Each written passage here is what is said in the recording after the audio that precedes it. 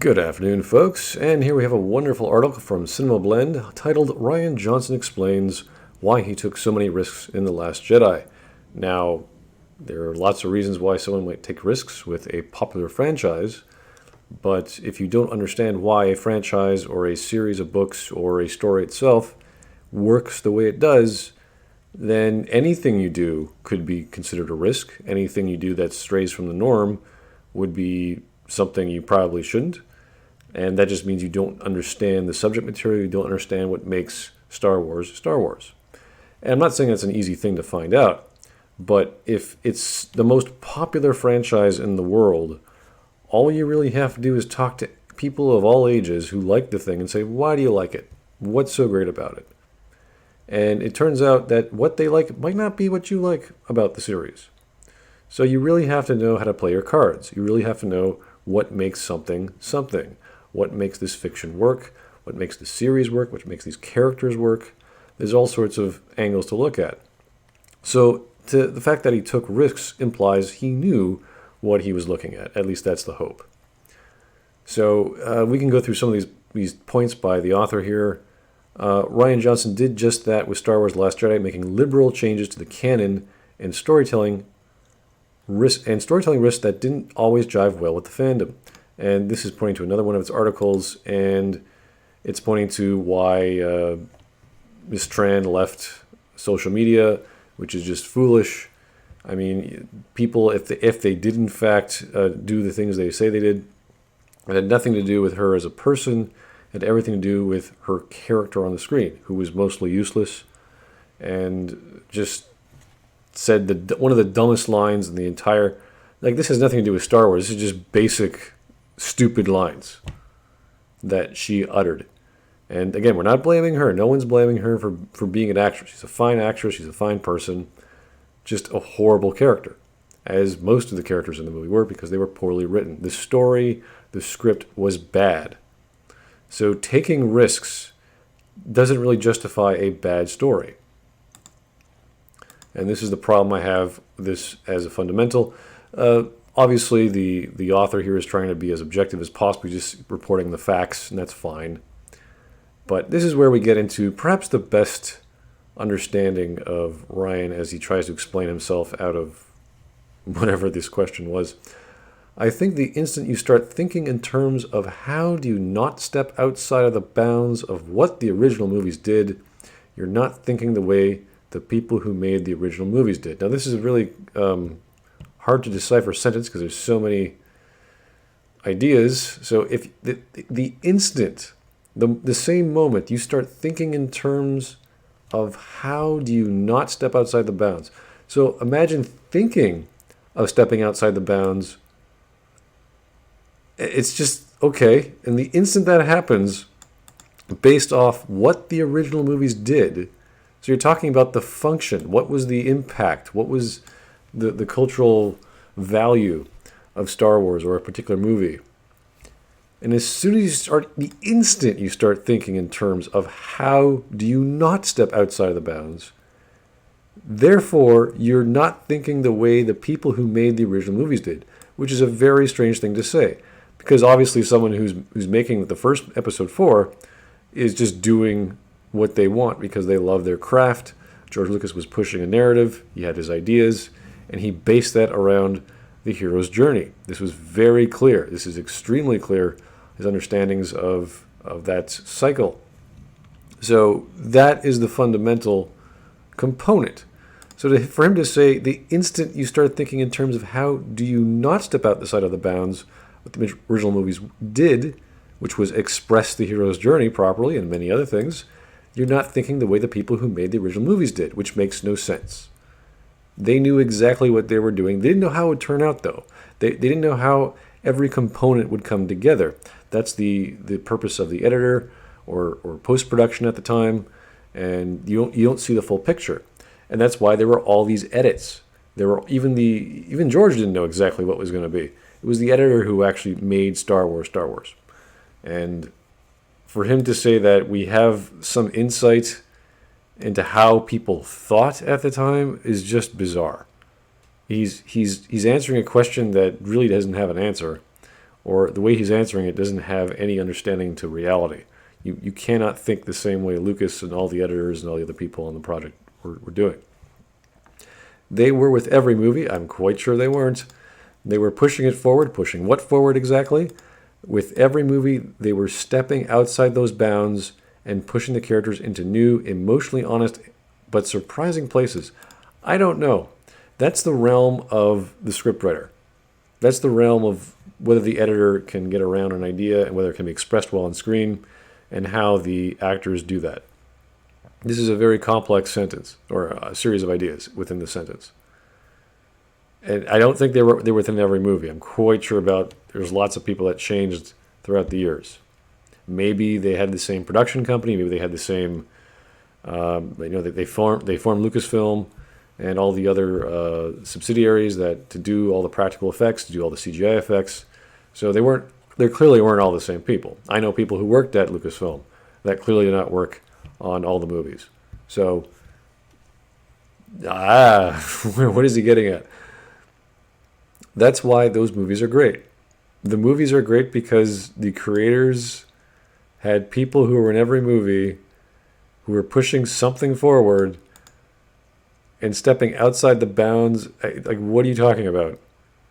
What exactly are you referring to? Are you referring to characters being emotionally honest? What does that mean? Were they lying to themselves? Were they not lying to themselves? Like, what is going on here? I wish I could decipher this.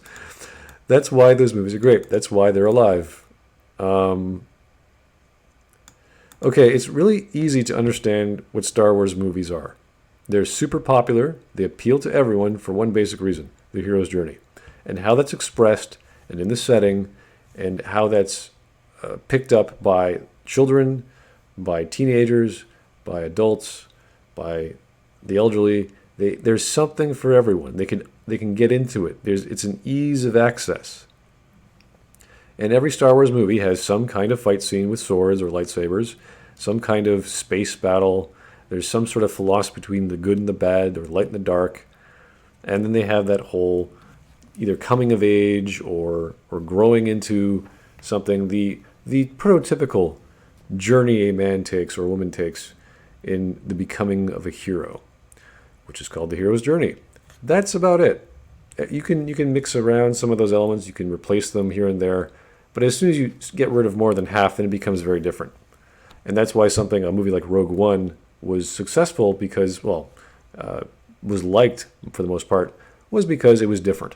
It sort of broke the mold. It went elsewhere. It was not a mainstream Star Wars movie, but it took place within the same universe, within the same timeline, kind of like a prequel, which is great. You can do stuff like that. If they had been looking at something that came before it and saying, oh, we better not do this because that is outside of this or that, it would have been different. Well, of course it would have been different, but it doesn't mean it's going to be good or bad. It doesn't mean it's going to be horrible or great. You don't know. It's how it's done. And the problem with Rian Johnson's production seems fine. Like, I don't see a problem with the actual production of how it was done, how it was put together.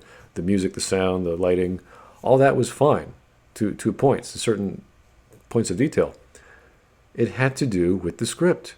It had to do with the long-ass space chase, which is so contrived. Suddenly, giant ships and smaller ships can't catch up to each other. Suddenly, they're not going to use light speed, even though they do. Suddenly, we need a code breaker for something, for some bizarre Hail Mary that is never explained. All these contrivances start happening. Then there's the destruction of the characters, and the stupidity of the characters. What was Luke doing this entire time? Why? How could he be so distraught? Didn't he have some sort of insight into life? Wasn't he this master of understanding the inner workings of the metaphysical world of the Force? Couldn't he understand his personality a bit more and the problems he went through? Was he just meditating on a rock and thinking about how much in pain he was? A lot of things popped up that just did not make sense. And people would think that, maybe if Rian Johnson actually had an editor worth their weight and say, hey, Rian, maybe you shouldn't do that because it doesn't connect. Maybe you should rethink these characters and how they work. Maybe you should not break the lore continuity of Force ghosts interacting with the physical world, or reinventing how hyperdrive works, or at least defining it so it's believable, so that when you do something, it doesn't break the continuity that came before it. So there's so many problems with The Last Jedi. We can't just say, oh well, this guy, he was just doing something new. If that's the way, then we would have no understanding of the movie as a whole. We would only see the surface layer and say, well, it's pretty and it had explosions and people fought. But then we have to call into question, well, if something with a sort of whip sword thing can now withstand the power of a lightsaber, why doesn't everyone start using these things? Like, what's more practical in a melee scenario? Why doesn't everyone have a kamikaze lightspeed ram weapon? Why don't Force ghosts have been popping up, or can pop up over the millennia, since they're essentially immortal and can interact with the physical world? What's going on? Like, all these questions start popping up that were never there before. So, it's just a bunch of gobbledygook. And for the most part, I don't think Rian is dumb. I just think he was given all this authority and power and money to do something, and they just let him run with it. And no one bothered to question him. No one bothered to say, hey, maybe this won't work. So it probably would have been better if he wrote a story or made a movie that was closer to Rogue One. Like, it was sort of off to the side, that allowed him to express whatever he wanted to express, that was not outside the bounds of what the original movies did, whatever the hell he's talking about. This is really hard to decipher. So this is probably a conversation you should have, or would be nice to have with him, to figure out exactly what was going through his head, because I don't think the average writer or the average script writer would even look at his script and go, oh yeah, this is good. This is a great idea for Star Wars. I think most people who like Star Wars, who write fan fiction, they get the essence of what the Jedi were. And if they wanted to subvert the Jedi, they would do it in the most appropriate way. They wouldn't just take the most famous Jedi that the franchise has ever known and just throw them to the trash or to the side. I don't think a fan of the series, a person who actually gets Star Wars, I hate to say that, the people who understand film, like, you're watching movies wrong, that sort of mentality. I hate saying that, but it's not hard to figure out what Star Wars is about. Light versus dark, spaceship battles, lightsaber battles, and the philosophies therein in a futuristic setting. That's it. It's high adventure. It's not something to. There's not too much depth there. The depth comes from the characters and their struggles, and what it means to fight for something, what they're striving for, who they are, who Luke was as a character, who he was as a man, becoming whatever he was supposed to become. That was Star Wars. That everyone could relate to Luke Skywalker. Doesn't matter your age. Doesn't matter your gender. Doesn't matter where you're coming from in the world. You could all relate to him. Can you relate to Mary Sue, or to Rey? In some ways you can. In some ways you can. You can understand that she's alone, that she's hoping for a family to belong to, and she's lost. That's it. That's all we could relate to. Everything else, how she became powerful, how she could do all these amazing things, why she's somehow attracted to a mass murderer or someone who killed one of her father figures, it just makes no sense. So lots of questions are not the way to go in a Star Wars movie. It's supposed to answer questions and to leave the door open at the end. Sadly, we still don't know the mind of Rian Johnson to make sense of his script, and we can only guess what's going to happen to his trilogy if it does still end up happening. Anyway, guys, thanks for listening, and have yourself a great afternoon.